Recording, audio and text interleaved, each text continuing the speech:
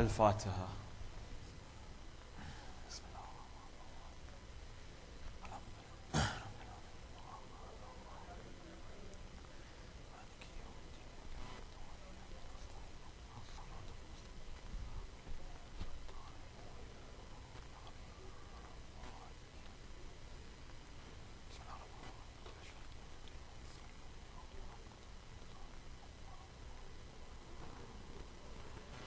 أعوذ بالله من الشيطان الرجيم. بسم الله الرحمن الرحيم. وبه نستعين. الحمد لله الذي هدانا لهذا وما كنا لنهتدي لولا أن هدانا الله. صلى الله عليك يا سيدي ويا مولاي يا رسول الله وعلى أهل بيتك المظلومين. صلى الله عليك يا سيدي ويا مولاي وابن مولاي يا أبا عبد الله يا رحمة الله الواسعة ويا باب نجاة الأمة يا غريب يا مظلوم كربلاء. ما خاب من تمسك بكم والعمنا من لجأ إليكم سادتي. يا ليتنا كنا معكم فنفوز والله فوزا عظيما. صلوا على محمد. اللهم صل على محمد وآل محمد. قال الله العظيم في محكم كتابه الكريم والقول كالحق والأصدق القائلين. أعوذ بالله من الشيطان الرجيم. بسم الله الرحمن الرحيم. ونريد أن نمن على الذين استضعفوا في الأرض ونجعلهم أئمة ونجعلهم الوارثين. صدق الله العلي العظيم. اللهم صل على محمد. In every community and society, the leader of that community or of that society or of that nation is the one individual who represents or sheds light on the nature of that particular group of people. When someone thinks about a particular country, for example, the first thing that comes into their mind is who is the leader of that nation, who is the leader of that country. If they note that leader to be a just leader, they will say that the people in that country are a just people. If they think of the leader of one country or of one nation as a tyrant, immediately, for most people, they will perceive that that nation is a nation in shambles, and a nation in a great amount of difficulty, and that the people themselves within that are a reflection of their leader, be he a tyrant or be he a just individual. We have to go ahead and note that this notion and that this concept is not only limited to a nation or to a country, but even to particular communities, for example, in a mosque or in a job or anything like that. For the great philosopher Confucius, he once said that if you want to rule the world, you have to rule your country. If you want to rule your country, you have to rule your city. You want to rule your city, you got to rule your town. You want to rule your town, you have to rule your farm. If you want to rule your farm, you have to rule your family. You want to rule your family, you have to rule yourself. And if you want to rule yourself, you have to rule your heart. So we go ahead and we see this. We see that the idea is that the leader is the individual who reflects all of the nature of the people within that particular community or within that particular society. And in the absence of a leader, the community is often in a great deal of chaos. For we go ahead and we take a look at some examples from history, and we see that during the time of the Khilafah of Amir al-Mu'mineen Ali ibn Abi Talib salawatullahi wa salamuhu alayhi, Allahumma salli ala, that he fought 3 major battles during his 40 years and 9 months as the Caliph of the Muslim Ummah. One of the battles that he fought was, of course, against Muawiyah at Siffin. The other one was against one of the wives of the Prophet, Talha and Zubair, in the Battle of Jamal. And the third of these battles, which is often not greatly talked about, is known as the Battle of Nahrawan. The battle of Nahrawan was between Amir al-Mu'mineen alayhi salatu wassalam and against the Khawarij. The Khawarij were a group of individuals who said there is no need for any type of leader in the Muslim community. They said that in the absence of a leader, the Muslim community can run smooth. And after Rasulullah, and after the first caliph, and after the second caliph, everything after that is in a great deal of problems within the Muslim community. Thus we need to remove the leadership from the Muslim Ummah. So what did they do? They began to wage a war against Amir al-Mu'mineen alayhi salatu wassalam, and they did it upon this slogan. What was the slogan? They said, La hukm illa hukm Allah. That there is no decree, no law, except for the law and the judgment of Allah subhanahu wa ta'ala. One day, this group of thugs, they came into the masjid where Imam Ali alayhi salatu wasalam was reciting a khutbah in Kufa. They came in and they said, "Oh Ali, get down from the minbar because you are not God." Imam Ali alayhi salatu wasalam says, "Sure, I know I'm not God." He came down from the minbar, he said, "Let's take a seat, let's discuss this matter." He said, "You need some money? We'll give you money. You need food? We'll give you food. What do you want?" They said that we don't want you to be the leader of the community anymore. He said, "What is your logic behind this?" He said, "Now after the death of the Prophet and after the death of the first two khulafa, there is no more justice on the earth." Imam Ali alayhi salatu wasalam says, "Then fine. I am not God, nor do I claim to be Rasulullah. But I, in the sake and for the help of the community, there has to be someone who takes charge of the affairs. If you can do a better job, then take it over." They said, "No, we don't want anyone to be the leader." Imam Ali says, "Then how do you guys go ahead and pray?" They said, "What do you mean? That isn't it a mustahab act, for example, to pray Salatul Jama'ah?" They said, "Of course, we have to pray in congregation." They said, "Don't you need a leader to pray the Salatul Jama'ah?" He said, "Yes." And these individuals, they said that this Ali is fooling us. They got up and they left out of the masjid. So we see that there was this group of ideology, this ideology that had penetrated the community during the time of Amir al-Mu'mineen, that said there is no need for a leader. And then we go ahead and we see after the Khawarij went away in the earliest days of Islamic kalam and theology, if you were to study early Islamic history, after they had passed came Banu Umayyah and Banu Abbas. And these two groups of people said that we need an absolute ruler to take control of the entire community. So on one hand, there was this group of thugs who said what? They said we don't need any type of leadership. And then there was another group of individuals who said that we need one strong leader, one great tyrant who can take over the society so everything is brought in its proper affairs. We go ahead and what do we see amongst the traditions of the Ahlul Bayt alayhimu salatu wassalam? What did they have to say in regard to leadership in the Muslim community?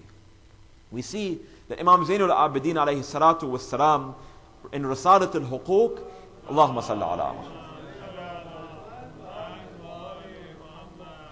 he discusses the rights of the leader in the community. And he mentions many different points, but we want to focus on one point today in our discussion. Imam Zainul Abidin alayhi salatu wassalam, he says the right of the leader is that he must know that he has been given the position as a trust from Allah subhanahu wa ta'ala. And number two, that his subjects are also a trust from him that Allah subhanahu wa ta'ala has given him. And number three, that in the responsibility of that leader, he must completely recognize that this is a test for him and Allah subhanahu wa ta'ala is putting him through this trial. What do we mean? Imam Zainul Abidin alayhi salatu wasalam is basically saying over here that you're going to find people when you're in a position of leadership, some of them are going to be very easy to deal with. And on the flip side, there are going to be individuals who are extremely difficult to deal with. The people who are easy to deal with, you are being tested in what way? You are being tested that you do not take advantage of those people. And on the flip side, there are individuals who when we are a leader in the community, or we are a leader in a group, for example, in college, or when we're the leader in our workplace, amongst a couple of people in our workplace, we must understand that we always go through the leadership of some difficult people. And that when we are the leader of those difficult people, Imam Zainul Abidin salawatullahi wa salamuhu alayhi is saying what? He's saying remain patient with these people. Because Allah subhanahu wa ta'ala is testing you through them. Sallu ala Muhammad wa ala. Allahumma salli.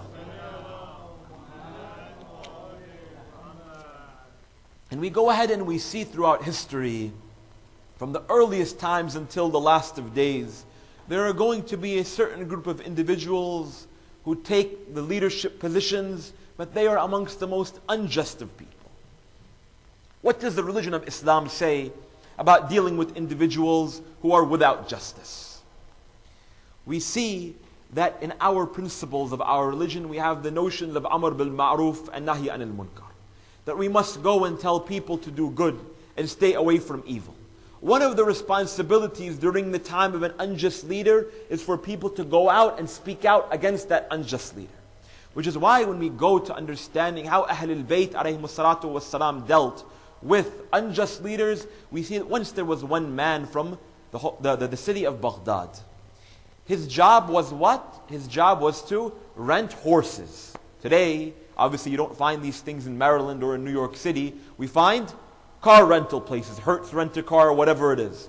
Back in the day, what did they used to do? They used to rent horses and they used to rent saddles. There was a man who was one of the companions of our Imam Musa ibn Ja'far al-Kadhim, salawatullahi wa salamuhu alayhi. Allahumma sallam. He went to this holy city of Medina to visit Imam Musa ibn Ja'far. When Imam Musa ibn Ja'far was in the city of Medina, he came, he entered into the house of Imam Musa al-Kadhim, and Imam Musa al-Kadhim said, "Where have you been?" He said, "For so many years I've been waiting for you to come and visit us, but we haven't seen you." He said, "I was extremely busy at work." He said, "Okay, how about now? Business running well?" He said, "Alhamdulillah, doing very well." So he said, "What happened?" He said that Banu Abbas, the Abbas al-Khulafa, the oppressors of Ahlul Bayt, alayhimus salatu was salam, this year all of them, the king and all of their supporters and ministers and wazir and whoever, they're going for Hajj this year. So they came to me and they said, "We want to rent all of your horses, all of your chariots, all of your slaves, all of your saddles. We want everything." Imam Musa al-Kadhim said, "Then why did you give it to them?" He said, "I was running really bad in business and I wasn't making any money. Alhamdulillah, Banu Abbas came to me, they gave me all of their money and I rented them all of our horses." Imam Musa al-Kadhim said, "I'm very disappointed with you." He said, "Why?" He said, "I'm just trying to earn a living." He said that these are the same individuals who oppress us, yet you are serving them with your products.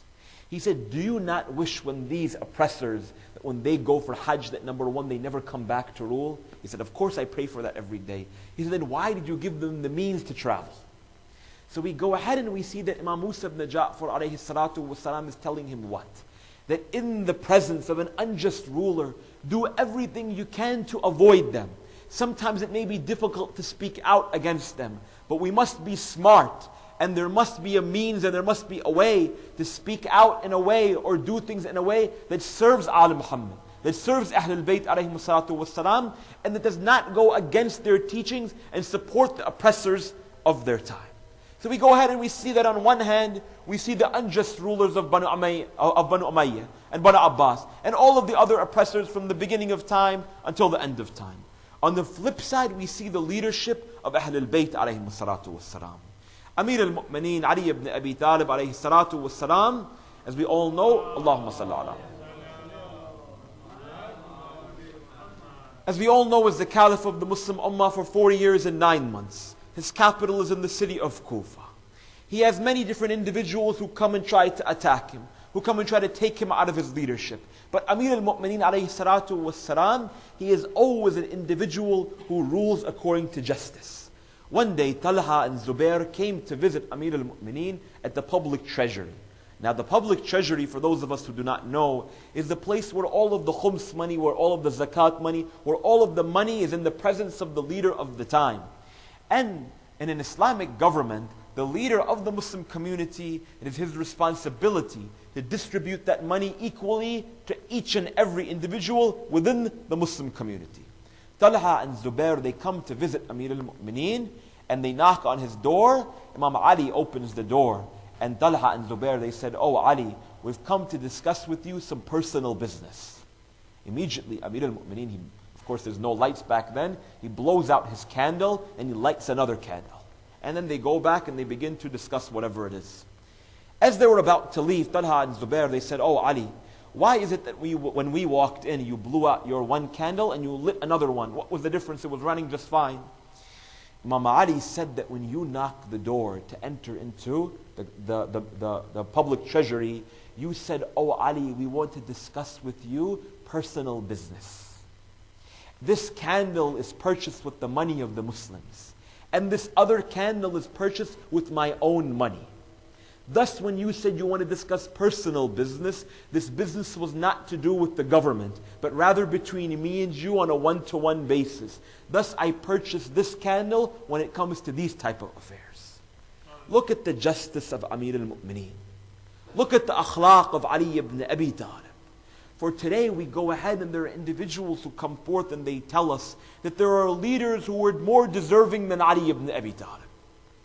That today they go ahead and they tell us that Amir al-Mu'mineen fought in so many battles because he was embezzling khums money, or he was embezzling the money of the Muslim community. But look at the akhlaq of Ali ibn Abi Talib. And then go ahead and take a look at sometimes in our communities, where is our money going? We must be aware that when we pay our money, that is going to the right sources. And there are not individuals in the way who are taking that money and doing things for their own personal needs. Then we go ahead and take another look at the example of Ali ibn Abi Talib. Amir al-Mu'mineen, every night when he would walk outside of his house, he would go in the middle of the night, he would cover his face, and he would distribute food to the poor. One of the responsibilities of the Imam. And it is said that one day Imam Ali alayhi salam is walking in the streets of Kufa, when all of a sudden he hears a woman calling out, "May God curse Ali ibn Abi Talib." Imam Ali alayhi salam is walking in the streets of Kufa with his face covered. He comes toward that woman in the middle of the night, and he says, "Oh woman, what is the matter? Why do you curse the Caliph? Why do you curse Ali?" She says this. She says, "May God curse Ali ibn Abi Talib." Why? Because he sent my husband to battle in Siffin. He was killed while Ali sits in the governor's mansion and he has fun and doing whatever he does. Imam Ali says, "Allahu alam, let us leave Allah subhanahu wa ta'ala to judge about Ali. But can I help you with anything?" She does not know, of course, but this is Amir al-Mu'mineen. She says, "No, thank you, kind man. Don't worry about it." He insists until he begins to pick up the bags and begins to pick up the bread and the wheat and take it home for that woman. It's said that for a few days, Imam Ali every night would go and help this woman take the wheat and take it to the house of this woman. And Imam Ali alayhi salam, look at the akhlaq of the leader. Remember now he is the leader of the Muslim Ummah. And Imam Ali ibn Abi Talib, when he was the leader of the Muslim Ummah, he was the leader of contemporary 50-day countries. He was the leader of the entirety of the Middle East, into South Asia, through Persia, nations in northern Africa, and all the way into Spain, was all under the command of Ali ibn Abi Talib. Yet Imam Ali would walk into this woman's house, and while she was cursing him and making bread, the hadith says that Imam Ali was taking care of the children. The children would go to Imam Ali and they would say, oh my uncle. They would say that, my father, he used to ride a horse, but now we cannot play with that horse anymore. And Ali ibn Abi Talib would get on his hands and would get on his legs and said, "I will be your horse." And these kids would climb on the back of the commander of the faithful. And then the boys would say, "Oh uncle, our father, we used to pull the reins of the horse, and he used to make sounds, the neighing sounds." Imam Ali said, "Here, take my hair, pull my hair, and I will make those sounds." This is the akhlaq of Ali ibn Abi Talib. This is why we love Ali ibn Abi Talib.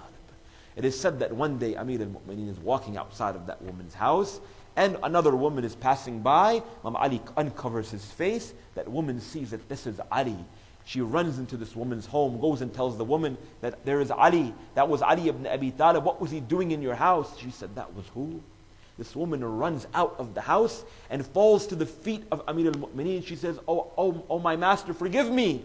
And look at the reply of Ali. Imam Ali responds to her, said, "Oh no, lady, forgive me, for I am your leader and it is my responsibility to do this." You go ahead today and you see the leaders of some communities, and you see the leaders of some nations, and you see the way that we lead in our communities. How do we compare with the akhlaq of Ahlul Bayt? How do we compare with the akhlaq of Ali ibn Abi Talib? Sallu ala Muhammad wa ala.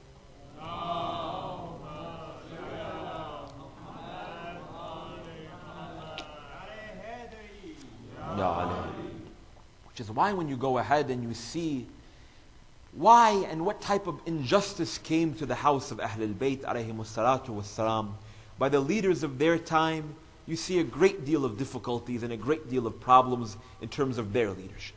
For after the Khilafah of Amir al-Mu'mineen, after he was struck by Abdul Rahman ibn Muljam, came to power, of course, we all know, was Muawiyah. And then after him was, of course, Yazid. And the way and the method that Banu Umayyah used to rule was in complete contradiction to Rasulullah and complete contradiction to Ali ibn Abi Talib. We see that Muawiyah was such a vile and interesting type of a leader that it is said that one day Muawiyah is sitting, of course, his capital of his Khilafah is in the city of Damascus. It is said that what he would do was, with of course the money from the public treasury that was supposed to be distributed to the Muslim community, Muawiyah would sit on his throne, he would call one of his servants and said, "Oh my servant, I need some ice for my wine."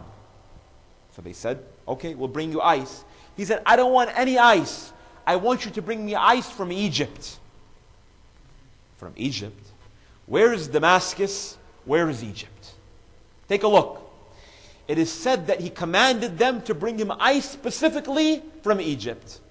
So what did they used to do? Muawiyah, with the money from the public treasury, used to pay individuals to go all the way to Egypt and bring a big block of ice. By the time it came to Syria, by the time it came to Damascus, maybe it was one little block of ice. He would put it in his glass of wine and he would drink it and he would say, "Now I'm satisfied." Unbelievable that they say, by the way, there's a hadith about Muawiyah from Rasulullah. It's a little bit of a side note here. There's a hadith from Rasulullah that says that may Allah never satisfy the stomach of Muawiyah. May Allah never satisfy the stomach of Muawiyah. Muawiyah, when he would come forth and eat a meal, it's said that he would eat an entire goat. Sometimes we mix we take the goat meat and we mix it with the biryani, we eat a little bit, everything, we enjoy our food. Muawiyah used to eat the entire goat in one sitting. He would say that this is what makes me happy in my life. You go ahead and you discuss this with some other people from, the school of Bani Umayyah, and you ask them, what do you have to say about this hadith? What do they say? They said that food is a blessing from Allah subhanahu wa ta'ala. Food is a blessing, it's a barakah from Allah subhanahu wa ta'ala. So when the Prophet made this dua to Allah subhanahu wa ta'ala, he was saying, "Oh Allah, never stop the blessings from coming into the stomach of Muawiyah." Unbelievable. We go ahead and we see that this is how Muawiyah used to rule. On the flip side, we see the way and the method of Yazid ibn Muawiyah. Yazid ibn Muawiyah, yashrab al-khumur, warakib al-fujur, is what Imam al-Hussein said about him. He is an alcoholic. He's an individual who is obsessed with his pet monkey. Yazid ibn Muawiyah had a pet monkey named Abul Qais. He named his pet monkey Abul Qais. He used to love gambling and used to love betting, and his best friend was his pet monkey. So it is said that Yazid one day, and quite often actually, he would race his horses. And what would he do? He would take his pet monkey, make it the jockey of the horse, of the most fastest horse, and he would race that horse, and of course he would win money all the time because he would have the best horse. One day it is said that Abul Qais, he fell off the horse in one of the races. So it is said that Muawiyah wrote a letter to the ministers of 50, of one-third of the entire, 1/3 of the ministers of the entire world was under the control of Yazid. 1/3, 33% of the earth was under Muawiyah's control. He sent a letter to each and every one of them, commanding them to come to the funeral services of this pet monkey. I ask you a question. How did they afford to come from wherever they were to Damascus? They took the money of the Muslimin and distributed to the people and had this massive funeral procession for Abul Qais. This is Banu Umayyah. Yet people have the audacity to go ahead and say that Banu Umayyah was they were the individuals who revived the teachings of Rasulullah. Unbelievable. Amongst Banu Umayyah, we see other types of leaders. And we go back to that same point which we stated before. We said that when there is a corrupt leader, often the community is corrupt. But when there is an individual who is full of justice, we see that the people in the community are also just people. When there's a leader who is generous, you find generous people in that community. That the individuals in that type of society are responsive to their leader. Which is why one of the governors of Bani Umayyah, his name was Hajjaj ibn Yusuf al-Thaqafi. Hajjaj ibn Yusuf al-Thaqafi was an individual who was one of the governors of many regions in Iraq. Hajjaj ibn Yusuf al-Thaqafi is an individual who is self-proclaimed to eating and drinking the blood of the children of Ali ibn Abi Talib. He is an individual who began to slaughter thousands upon thousands of Shia of Amir al-Mu'mineen. Hajjaj ibn Yusuf al-Thaqafi, every time, of course, when he would enter into the masjid, he would have a certain spot. You know, sometimes in our communities we see that there is one spot reserved for the big chief of the community, right? So Hajjaj ibn Yusuf al-Thaqafi used to enter into the masjid, and he would see one day that there was one guy sitting in his spot. Hajjaj walked to this man, and he said, "You have got to be kidding me." He says, "What do you think you're doing sitting in my spot?" So he says, "I'm better than you." He says, "What?" He says, "You give me one evidence to support that you are better than me. If you do it, I let you live. Otherwise, I behead you and I will drink your blood in front of everybody." This is the type of man he was. And historical records support this evidence that this is the type of character that Hajjaj ibn Yusuf al-Thaqafi was. So he said, "Fine. I won't give you one reason. I'll give you 3 reasons why I'm better than you." So he said, "Why?" He said, "Give it to me." He said, "Whenever you go to recite a lecture, you begin by praising God, sending your blessings on Muhammad, and then you curse Ali ibn Abi Talib." He says, "I could do you 3 better." He says, "Explain." He says, "When I go ahead and give a lecture, I praise God, I send blessings on Muhammad, I curse Ali, Fatima, Hassan, and Hussein. So I'm better than you." What did Hajjaj ibn Yusuf al-Thaqafi say? He said, "Wallahi, you are telling the truth. You can keep the spots." So when you have these type of leaders, it's responsive in the type of community and the type of followers which are within that position. So we see that this was Banu Umayyah. And in order to understand the life circumstances that surrounded the life of Ali ibn Musa Rida, salawatullahi wa salamuhu alayhi, Allahumma salli ala. We need to go ahead and examine what was the political and historical circumstances surrounding the life of Banu Abbas and their leadership. What happened was, after Abu Abdullah al-Hussein alayhi salatu was was killed in Karbala, Imam Zainul Abidin and Lady Zainab began to preach, as we all know, and began to slowly begin to expose the Umayyads and Yazid. By the time Imam Zainul Abidin alayhi salatu had retired back to his home in Medina, there were many different groups that were coming and opposing Banu Umayyah. And please follow and understand this point. As they began to oppose Banu Umayyah, there were groups, for example, like the Tawabin. The Tawabin were a group of individuals who went to fight Banu Umayyah in order to repent, because they were individuals who did not fight with Hussein ibn Ali on the day of Ashura. After the Tawabin were a group of individuals under the leadership, as we all know, of Mukhtar al-Thaqafi. Mukhtar, he went with a group of a few 100,000 people, or a few thousand people, also to go ahead and fight against the Umayyads. We go ahead and we see that after Mukhtar al-Thaqafi, and during the imamah of Imam Muhammad al-Baqir alayhi salatu wassalam, and Imam al-Sadiq alayhi salatu wassalam, what do you see? You see that they were involved in a battle between a group of people from the lineage of Abbas, who was the uncle of Prophet Muhammad sallallahu alayhi wa sallam. Allahumma salli ala. And we all know, many times when we're reading the ahadith, we see that there is a man by the name of Abdullah ibn Abbas. Ibn Abbas was one of those who narrated many hadith from Rasulullah and from Amir al-Mu'mineen. His father was the uncle of the Prophet Abbas. While they were good supporters of the Ahlul Bayt, their progeny came out to be the complete opposite. But what did they do? They said that we want to overthrow the Umayyads. Along this title, as we mentioned yesterday, their flag used to call out, Ya li tharat al-Hussein.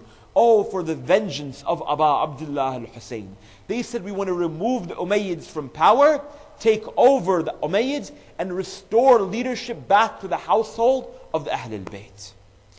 And they used to always say, we are doing this lirrada, Al Muhammad. We're doing this in order to bring pleasure back into the house of Fatima al-Zahra and back into the house of Ali ibn Abi Talib.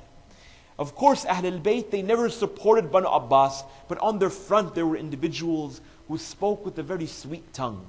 And there were individuals who, of course, they spoke very highly of Ahlul Bayt. But behind closed doors, they were amongst the most corrupt individuals. And they began to wage a war against the Umayyads during the times of Imam Muhammad al-Baqir and Imam al-Sadiq, which is why the majority of our hadith are narrated from the 5th and the 6th Imams of Ahlul Bayt alayhim wassalatu wassalam. Toward the end of the life, and again please follow as it might get a little bit confusing. Toward the end of the life of Imam al-Sadiq alayhi salatu wassalam, there came to be a ruler by the name of Abu Abbas Safah. Abu Abbas was an individual who was known as an individual who was extremely bloodthirsty. While he had no opposition to Ahlul Bayt, he wanted to completely annihilate and remove the Umayyads because he wanted to take over leadership. It is said that one day this man, while they were fighting the war in order for leadership, he invited 80 of the Umayyads to come and visit him in his house to discuss the signing of a peace treaty. So what happened was he invited them for dinner. He has 80 of the Umayyad leaders sitting with him, and of course his other ministers of his cabinet. And what does he say? As soon as they walk in and they're about to eat, each and every one of the 80, they all get tied to their chair. They all get beheaded. Then Abu Abbas, what does he do? He says, now take their bodies and put it on the table. He took the tablecloth, covered the table, and then he began to eat his meal. He said, by God, I've never had a more delicious meal than this meal. So this was the type of, again, nature of these individuals. And yet today, if you go ahead and read books of history, if you go ahead and take Islam 101 in your college, you go ahead and study Islamic history, you go ahead and look up the Abbasids on the internet, and they will speak about the great legacy that the Abbasids left for the Muslim Ummah. Yes, the Abbasids, they built hospitals, and they built schools, and they built many different other institutions, but they began to completely shed the blood of the children of Ali in a way that no one could ever compare. And in fact, Imams of Ahlul Bayt would go ahead, and many times they would go ahead and say what? They would say that the Abbasids are worse than even Muawiyah and Yazid. That's how cruel and how terrible these individuals were. So toward the end of the life of Imam Ja'far ibn Muhammad as-Sadiq alayhi salatu was-salam, came to rule a man after Abu Abbas by the name of Mansur al-Dawaniqi. Mansur al-Dawaniqi was the individual who was responsible for the killing and the poisoning of Imam al-Sadiq alayhi salatu was-salam. Allahumma salli ala.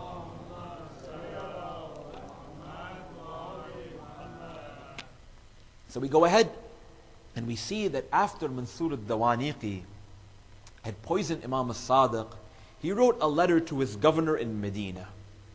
In this letter, he wrote, whoever is the caliph or whoever is the next imam of the Shia, according to the will of Imam al-Sadiq, then make sure you kill him and bring his head to me.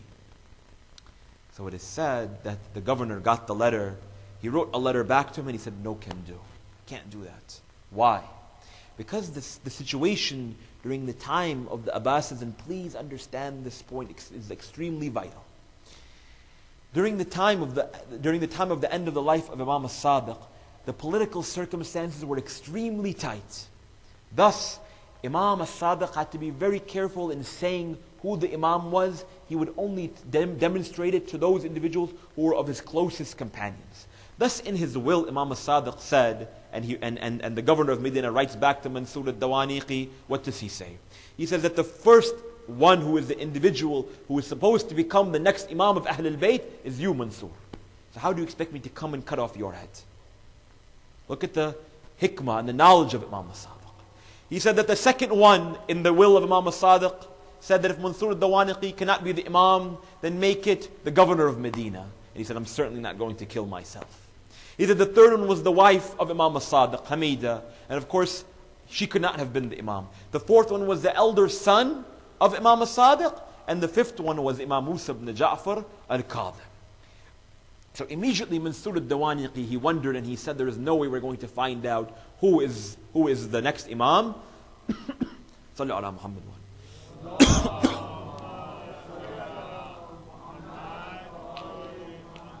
we're not going to find out who the next Imam is. Why?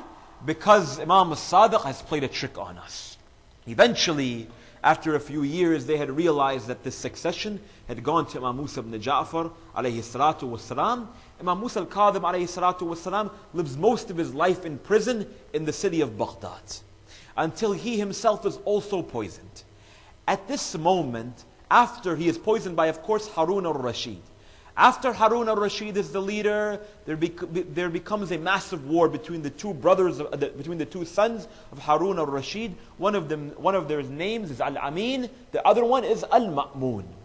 To cut the story short, Al-Ma'mun defeats Amin and he takes over the leadership of the Muslim community.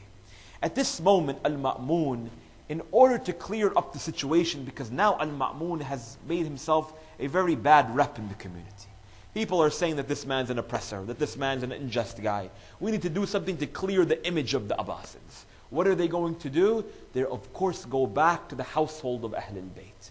So Al-Ma'mun, he writes a letter to the governor of Medina and says, make sure that Imam Ali ibn Musa Rida comes and he accepts becoming the heir to the throne of the Abbasid Khulafa. What? Please understand. Al-Ma'mun says what? He says that Imam Ali ibn Musa Rida must become the successor and the heir to the throne of the Abbasids. Which is why today there are individuals, once again, I don't know where these people come from. They come forth and they say that Imam Ali ibn Musa Rida was a supporter of the Abbasids because he was a supporter of Al-Ma'mun. Thus Ahl al-Bayt and the Abbasids, they worked hand in hand. Please know, so when individuals, they come to you, when people come to you, when you see on the internet, how are you going to defend your Imam of Ahl al-Bayt? How are you going to defend Imam Ali ibn Musa Rida? We have to know that Imam Ali Rida was forced to come and take the position of Khilafah by Al-Ma'mun. It is said that when he was coming on his way, he left Medina. He left Medina on his way to Khurasan, on his way to contemporary Mashhad, Iran. On his way, he is stopped by a group of scholars. He takes many stops along his journey. He is stopped by a group of scholars, and they say, oh, Imam Ali ibn Musa Rida. These were a group of the Shia. They said, give us some advice. It is said that Imam Ali ibn Musa Rida says, I will give you some advice. He says, La ilaha illa, al-kalimat la ilaha illallah husni, faman dakhala husni, amana min adabi wa saqati.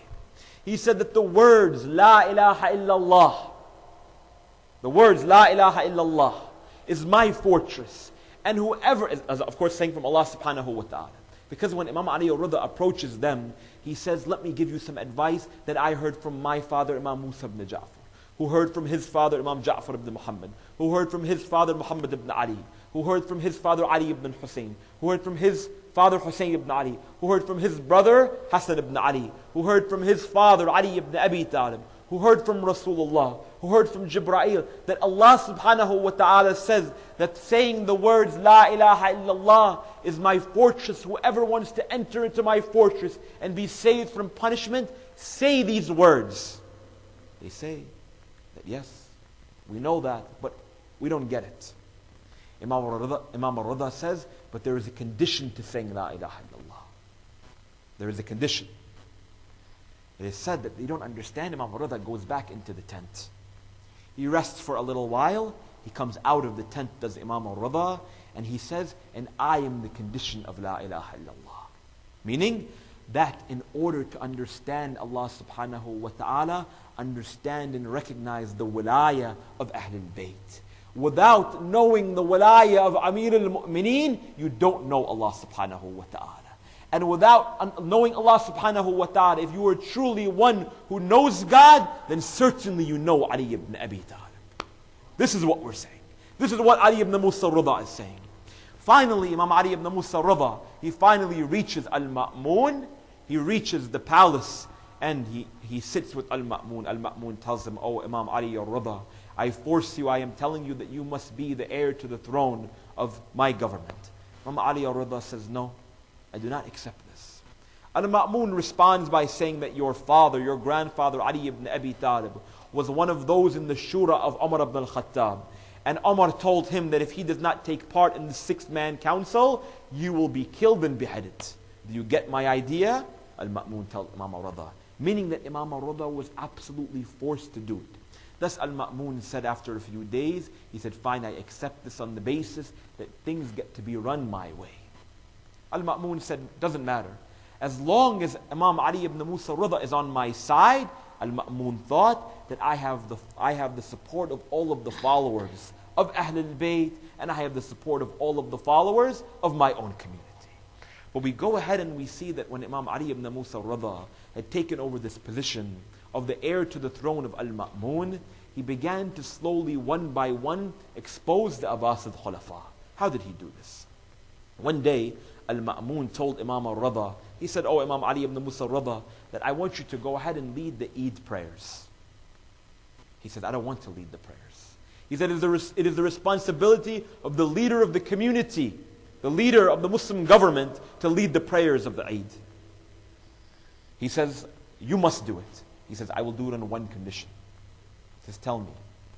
He says, I will do it on the only condition that I get to lead the prayers in the same way as my grandfather Rasulullah did, and in the way that Amir al-Mu'mineen led the prayers.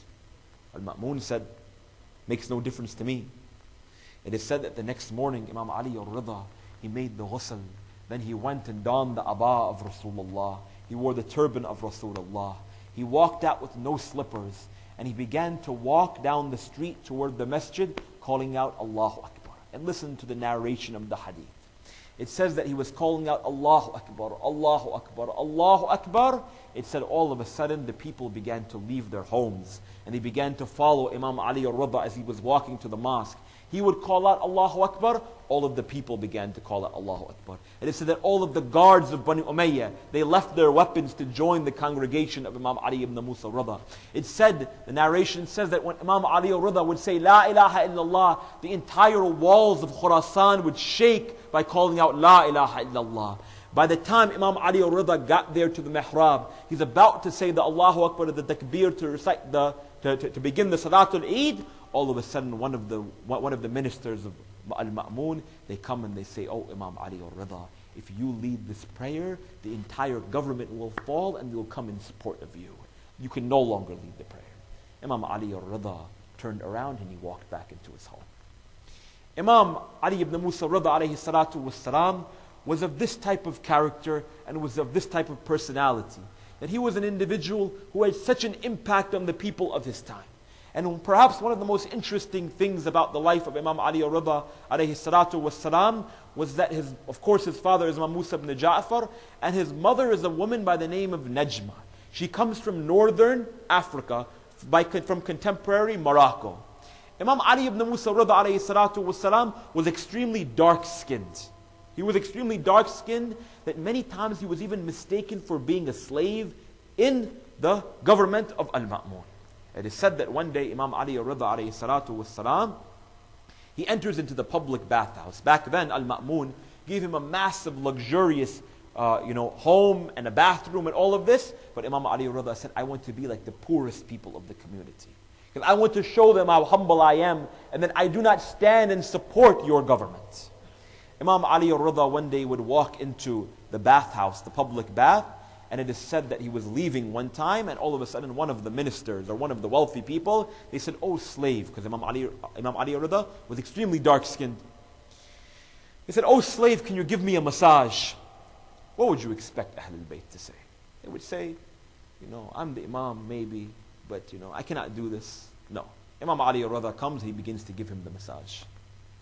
All of a sudden, after a few moments, another man walks into the bathroom or the bathhouse, and he sees Imam Ali al-Rida. He is massaging this man.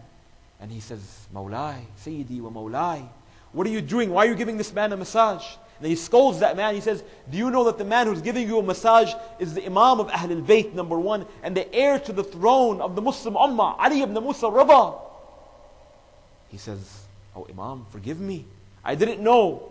Imam Ali al-Rida said, sit back down. Let me continue. Because it is my job as your Imam. It is my job as your leader.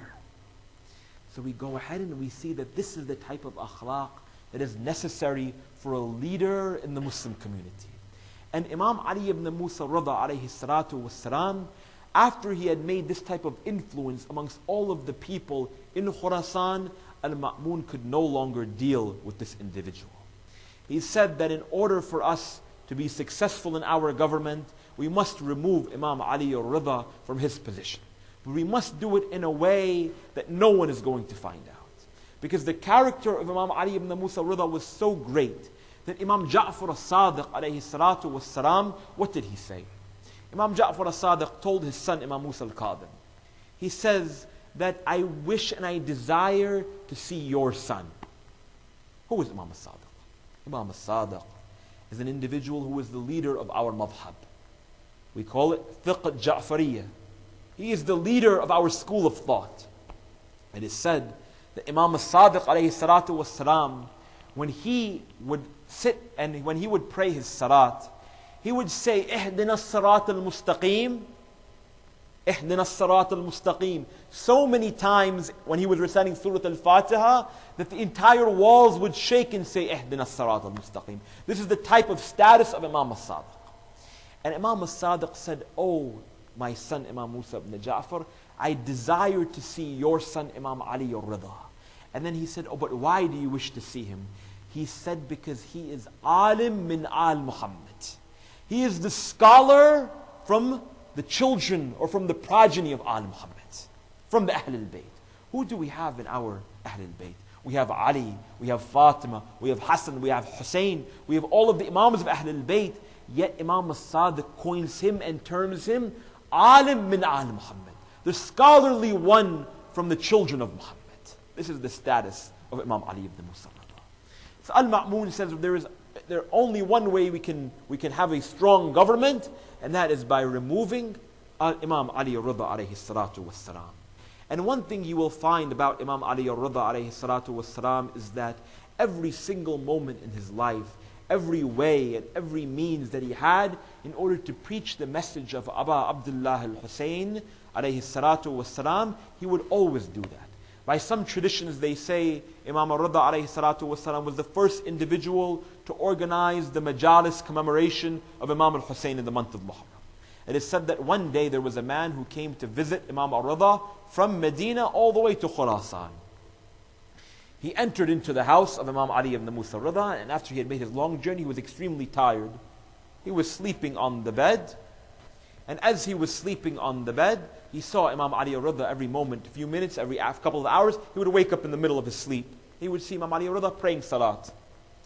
In the middle of his night, in the middle of the night, the man woke up, he sat up, he took a glass of water, he said, As-salamu alayka ya Aba Abdullah. He took a sip of the water, put it back down, he went back to sleep. And he was seeing Imam al-Rida praying salat. Sallu ala Muhammad wa ala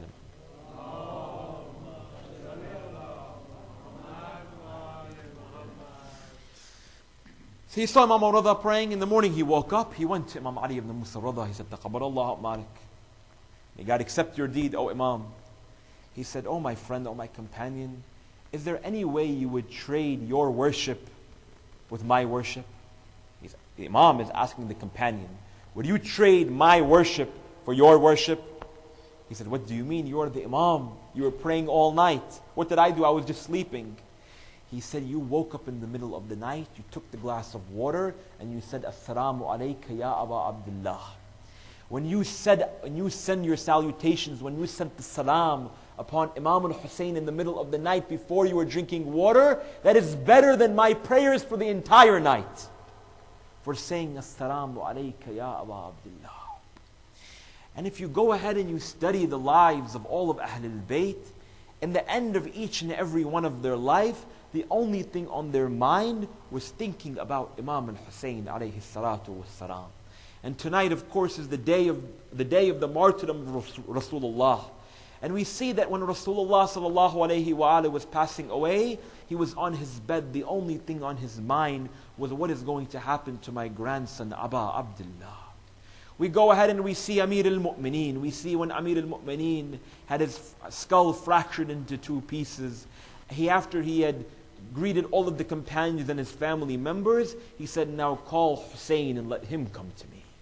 We see Lady Fatima when she was crying, when she was on her bed, she told her maid, she said, oh my maid, make sure you are especially kind to Aba Abdullah. Because the type of circumstances that is going to surround Imam al-Hussein is going to be unbelievable. You see Imam al-Hassan, as we mentioned yesterday, the only thing on the mind of Imam al-Hassan was Aba Abdullah. And we go ahead and we study all of the lives of the Ahl al-Bayt, and we see that Imam al-Rida alayhi salatu was-salam followed suit in the same exact way. Imam Ali al-Rida alayhi salatu was-salam, he is forced to take grapes or drink pomegranate juice by Al-Ma'mun. And one day, one of his companions, they enter into the room, they see Imam Ali al-Rida. They ask him, Sayyidi wa Mawlai, why is it that I see you so pale like this? I see you so sick. And he said that I've taken the poison of Al-Ma'mun. So prepare for my burial and make sure that nobody buries me and nobody gives me the ghusl, because my son Imam al-Jawad is going to come. It is said that Imam Ali al-Rida is resting on his bed, and then he calls his companions closer and he tells them, oh my companions, remove the mattress from under me and remove the carpet from under me. Take out everything from the room, take out everything from the house. Pick up my body and put me on the ground. They said, oh Imam Ali al-Rida, this poison is killing you. You are in so much pain. Why do you want us to put you on the ground? He said, for one moment, I want to feel how Aba Abdullah felt on the plains of Karbala. But I ask Imam Ali ibn Musa Rida, oh my eighth Imam, oh Imam Ali al-Rida, you were on the plains of your own home in Khurasan while Aba Abdullah was burning in the heat of Karbala. Oh Imam, you were with your family, but the family of Imam al-Hussein were all martyred. Oh Imam Ali al-Rida, you are alone and nobody is sitting on your chest when you are about to die. But on the day of Ashura, Shibr bin Dhil Jawshan sat on the chest of Aba Abdullah. And after you died, oh Imam Ali al-Rida, Imam al-Jawad was there to give you the ghusl. But oh Aba Abdullah, where was he on the plains of Karbala? He had the horses of Bani Umayyah trampling on his body. Lady Zainab turns toward Imam Zainul Abidin. Lady Zainab says, oh my master, oh my Imam, what is that sound that I hear? It is the sound of glass breaking. Imam Zainul Abidin says, oh my aunt Zainab, those are the bones of my father, Aba Abdullah. Ala la'natullahi ala al-qawm al-zalimin. Inna lillahi wa inna ilayhi raji'un. Please raise your hands. There is a hadith which states that visiting Imam Ali ibn Musa Rida alayhi salatu was-salam is better than the reward of 70 Hajj. And that visiting Imam Ali ibn Musa Rida alayhi salatu was-salam, if we make his ziyarah, the hadith says that we will be with him on the day of judgment standing on his right side. So we pray to Allah subhanahu wa ta'ala to grant us the ziyarah of Imam Ali ibn Musa Rida in this life and his shafa'ah in the next life. And we pray to Allah subhanahu wa ta'ala to hasten the reappearance of our Imam, Imam Hujjat ibn al-Hasan al-Askari, fidahu arwahul alameen.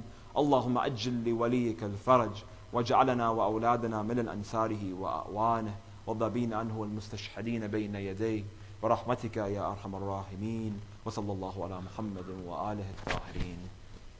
Allahumma salli.